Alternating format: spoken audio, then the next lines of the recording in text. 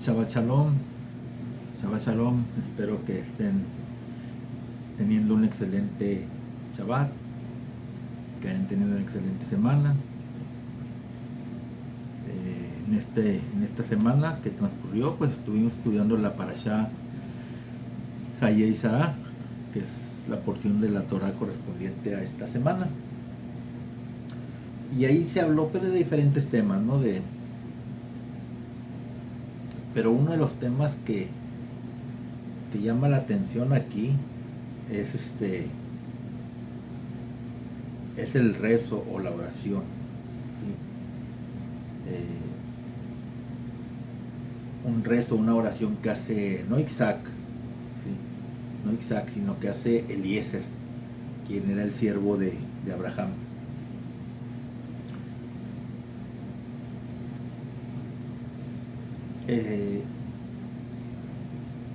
Y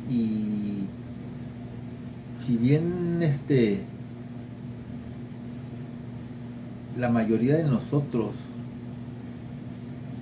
estamos familiarizados con la lectura de las oraciones o de los rezos que han sido escritos por los Jajamim en siglos pasados, muchos de nosotros a veces, y digo muchos de nosotros en plural porque a veces yo también me he sentido un poco incómodo de hacer el rezo, ¿no? Tal vez porque en ese momento no sé qué decir o no sé cómo empezar el rezo o mi oración. Y la sola idea de hablar, a veces sí, a veces no, a veces la sola idea de hablar con Dios y de abrirnos completamente ante Él, ser sinceros ante Él, pues suena un poco difícil. Y sin embargo, Eliezer, el siervo de Abraham, a él se le encomendó realizar un viaje a una tierra lejana, a la tierra de donde era originario Abraham, ir ahí y encontrar una esposa para su hijo Isaac. Y yo me imagino a Eliezer, después de que Abraham lo juramentó de realizar esa tarea, esa misión, y de tomar los camellos y de salir con la caravana hacia esa región. Yo me lo imagino en el camino abrumado, ¿no? Por la gravedad y por la seriedad de esa misión que le había encomendado a Abraham.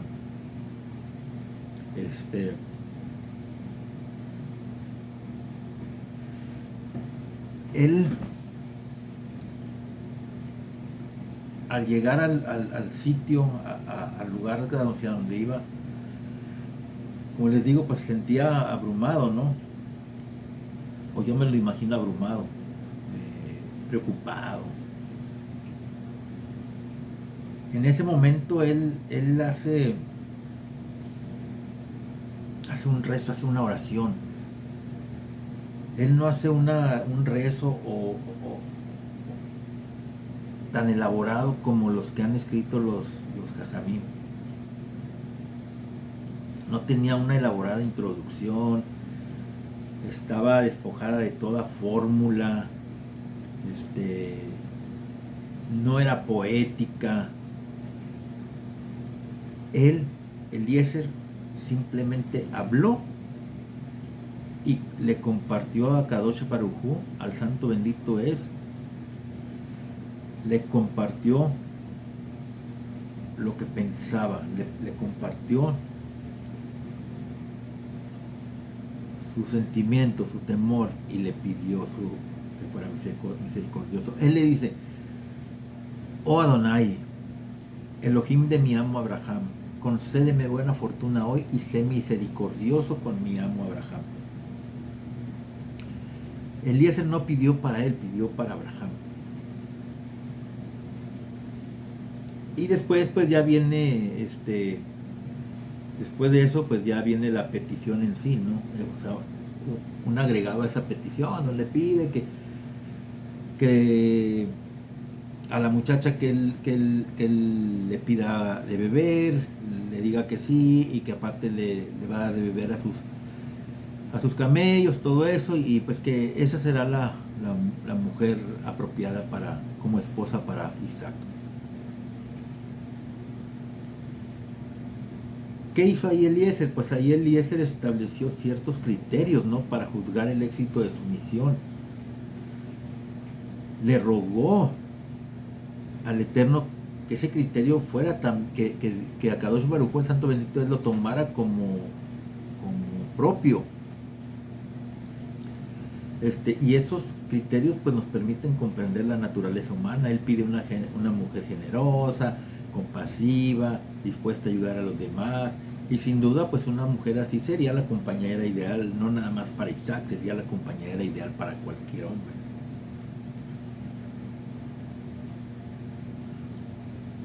Una de las características universales de la cultura humana es la necesidad de conectar con algo superior, algo que trasciende nuestra propia persona. Todos en algún momento sentimos el deseo de hablar, de crear, de actuar. Y un aspecto de ese impulso humano de comunicación es la veneración. El simple acto de contemplar la majestuosidad de la existencia, la asombrosa maravilla del mundo y el orden que hay en el mundo, en la naturaleza, ¿sí? Esa contemplación, esa admiración nos impulsa a expresar en silencio muchas veces gratitud y asombro, ¿sí? Y la admiración nos impulsa a la veneración. Muchas veces mal encaminada esa veneración, porque no veneramos al Creador, sino veneramos a la creación. Para muchos judíos y para muchas personas, el culto, podríamos decirlo así, pues significa el ritual formal de leer un texto impreso, sobre todo para los judíos, ¿no? Ese texto impreso se lee en el Sidur, que el Sidur quiere decir, se traduce como orden, ¿sí? Y el Sidur es el libro de oraciones o de rezos. Aparte de que ese ritual se conforma de los rezos en el Sidur, se escuchan las palabras cantadas de la Torá y de la Haftará, y después viene el mensaje o la enseñanza del rabino o del moré, y asimilar eso que nos enseñan, ¿sí? Y este culto pues es público, es planificado, es cíclico. Lo que hicimos la semana pasada lo vamos a repetir la semana siguiente, ¿sí? Pero acuérdense que hay dos tipos de rezos, hay dos tipos de oraciones, el público y el privado. En el privado nosotros tenemos que estar en un lugar apacible, agradable, para poder hacer ese rezo, esa oración. Hoy en día las personas no tenemos menos necesidad de expresar nuestros sentimientos, ¿sí? Y nuestras necesidades que nuestros antepasados. ¿Por qué? Porque también nosotros nos enfrentamos a diario a situaciones y con situaciones que ponen a prueba nuestros límites. Nos enfrentamos a situaciones y a pruebas que nos obligan a adentrarnos en territorios desconocidos y en los que hay mucho en juego, ¿sí? Por ejemplo, mantener un matrimonio, criar a los hijos, desarrollar una carrera profesional, comenzar un negocio, y simple y sencillamente la interacción diaria con diferentes tipos de personas. Y esas son pruebas que nos afectan día con día. Esas pruebas son una carga emocional tan grande como la que afrontó Eliezer, el siervo de Abraham, con no menos necesidad de clamar y de absorber el consuelo de haber sido escuchados, ¿sí?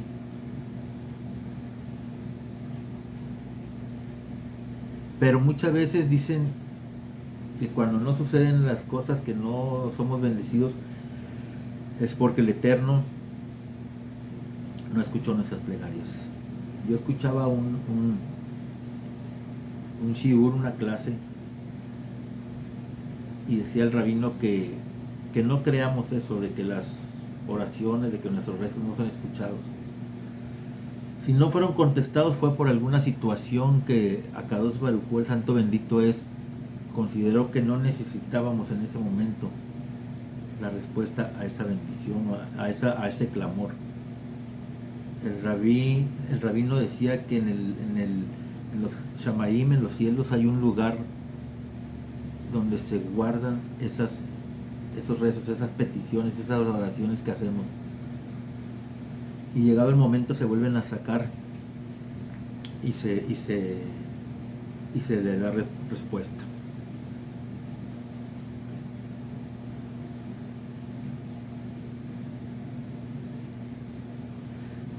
Cuando nosotros nos sentimos incómodos y no realizamos una oración espontánea o un rezo espontáneo, eso perjudica nuestra relación con Dios. Muchos piensan que rezar es como filosofar, pero la oración y el rezo no es filosofía. Cuando rezamos o cuando oramos no necesitamos justificarnos ante la razón, ante la coherencia, ante la sofisticación. A los rezos y a la oración el Talmud lo llama la labor del corazón, ¿sí? Y esto solo responde ante el corazón. La verdadera finalidad del rezo, de la oración, es la necesidad de conexión y de relación con nuestro Creador a través de eso, a través de la oración, a través del rezo.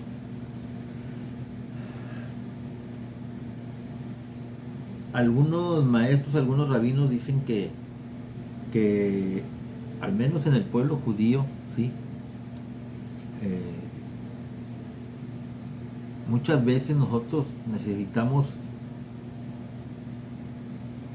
un sidur para rezar, ¿sí?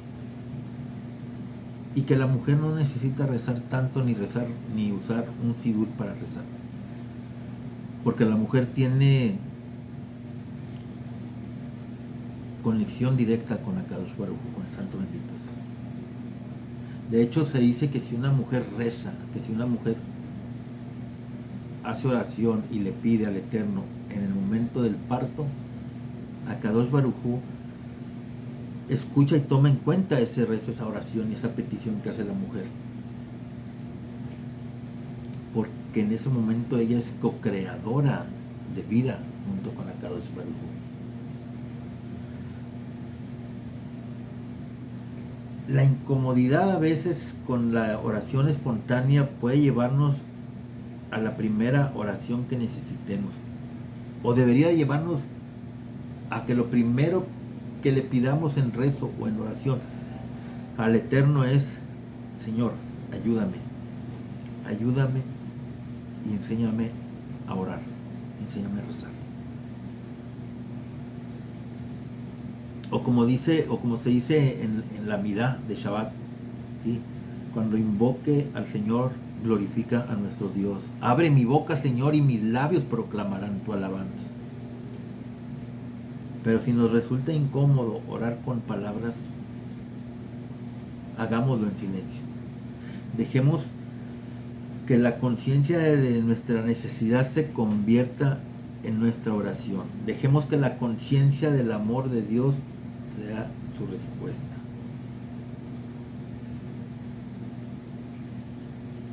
A veces no sabemos cómo rezar, a veces no sabemos cómo orar. Hay una pequeña historia que sucede en una aldea judía donde había un niño al que le gustaba mucho pasear por el campo y dialogar con la naturaleza, ¿sí? Se llegaron los días de Rosh Hashanah y de Yom Kippur. Rosh Hashanah es el Yom Teruah, o el día de las trompetas. Rosh Hashanah también se le conoce como principio de año, y Yom Kippur pues es el día del perdón, uno de los días más santos en el calendario judío. Entonces este niño acude con su papá al Beit HaKnesset, a la sinagoga, para estar presente con su padre en el momento de los rezos y de las oraciones. Y aunque el niño no sabía rezar ni conocía las plegarias, él sentía un deseo, un fuerte deseo de participar de la tefilá junto con el resto de los asistentes. Durante un buen rato el niño se quedó callado escuchando la tefilá que hacían los adultos, hasta que de pronto y en medio de la solemnidad de los rezos, porque quien nunca haya estado en los rezos de Yom Kippur, es algo muy solemne, es algo solemne los rezos de Yom Kippur. Él no pudo contenerse más y dejó escapar de sus labios un silbido estridente. Silbó fuerte. Y lógicamente todos los adultos presentes interrumpieron sus rezos, ofendidos por semejante actitud de profanación. Y muchos de ellos rodearon al niño y rodearon al papá, ¿sí?, con enojo, para reclamarle al papá y al niño por qué había hecho eso el niño. Entonces el rabino intervino para protegerlo, y el rabino les dijo: este silbido no fue sino una plegaria inocente y pura, porque así como fue escuchado, así brotó de su corazón. Akadosh Baruj Hu, el santo bendito es, sabe lo que necesitamos. Entonces, ¿para qué orar? Pues oramos para poder entender que todo lo que tenemos proviene de Dios. Si necesitas orar, si tus penas o tus alegrías te impulsan a hablar, y al decir hablar puede ser desde un simple gracias hasta un discurso bien elaborado, entonces ora, saca todo lo que esté en tu corazón. En la actualidad la persona moderna solo reza en momentos de debilidad o de extrema religiosidad. Y entonces, solo con suerte podrá emitir pálidos gimoteos inconsecuentes, ¿sí?, palabras que con mucho esfuerzo saldrán de su boca. No digo de su corazón, de su boca.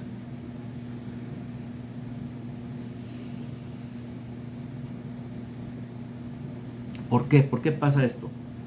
Porque tanto su corazón como su voz y su alma no están entrenadas para rezar, no están entrenadas para orar, no están entrenadas para hablar con el Rey del Universo. Si necesitamos algo, automáticamente debemos de recurrir al Eterno y pedirlo. Pero no es nomás de hablar y pedir. La parte más importante de los rezos, la parte más importante de la oración es la concentración, la kavaná, la concentración. Uno debe de comprender y de pensar acerca del significado de las palabras que está diciendo. ¿Por qué? En muchas sinagogas, en muchos lugares, frente a donde se sientan todos los congregantes, hay una frase que dice: sepan ante quién están ustedes parados hoy aquí, ante el todopoderoso Rey de Reyes.